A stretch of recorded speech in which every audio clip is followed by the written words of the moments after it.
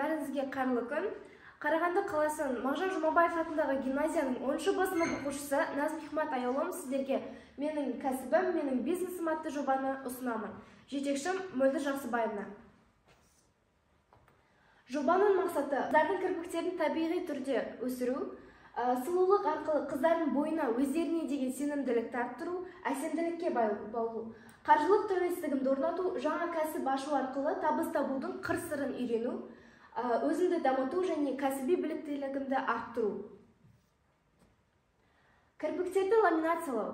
Кірпіктерді ламинациялау деген не? Кірпіктерді ламинациялау деген бұл кірпікке арнайы қосылыстарды қолдану арқылы ұзарту және де қалыңдату. Құрамында қоректік майлар, пайдалы минералды компоненттер, қышқылдар және белсенді дәрумендер элементтері бар.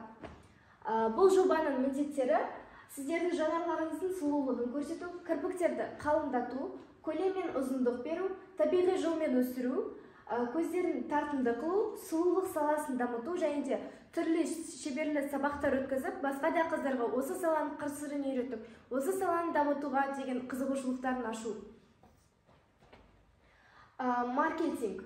Тұтынушы саны өскен жағдайда жаңа сапалы тауарлар алғанда құнын өсіріп отырамын, себебі әр сапалы жұмыс өзін-өзі ақтауы керек.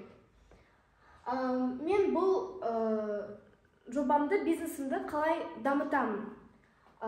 Бұның 3 жолын ұсындым.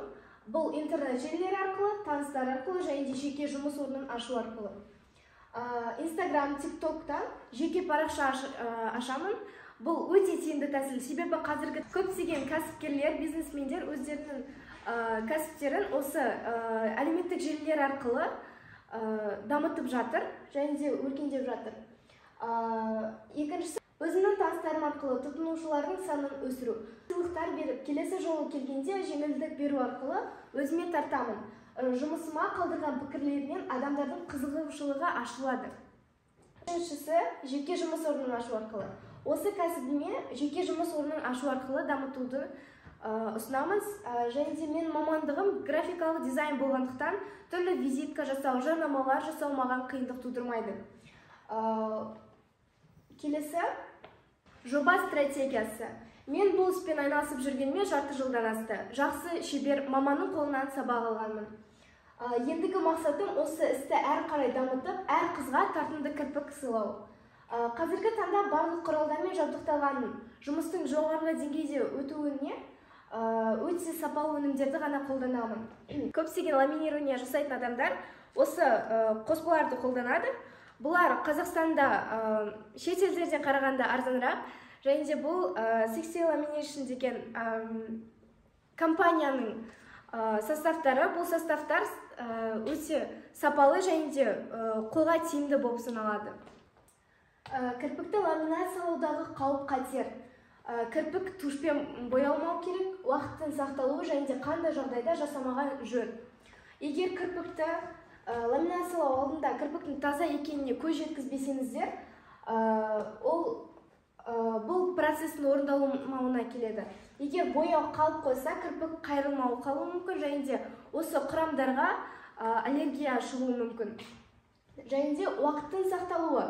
Бұл процесс өте маңызды рөл атқарады. Себебі, егер көзге жағылған құрамдар бір уақытта асып кетсе, немесе одан аспай уақытында орындалмаса, бұл кірпіктің қайырылмай, оның күйіп кетуіне алып келеді. Себебі бұл құрамдарда химиялық заттардан жасалған, және де бұл жұмысты тиянақтылығы бар адам жасау керек.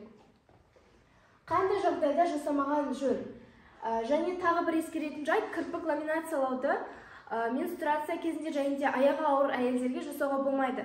Себебі бұл уақытта адамдардың организмінде өзгерістер жүріп отырады. Сол себепті кірпік мүлдем қайырылмайды, түк өзгеріс болмайды, тек уақыт кетіресіздер. Сондықтан бұл кірпікті ламинациялауды осы жағдайларда жасамаған жөн. Бұл саланың қазіргі таңдағы өзектілігі. Сұлулық адам өмірінде өте үлкен рөл атқарады. Статистикалық тұрғыда да сұлулық өте сұранысқа өте ие салалардың бірі.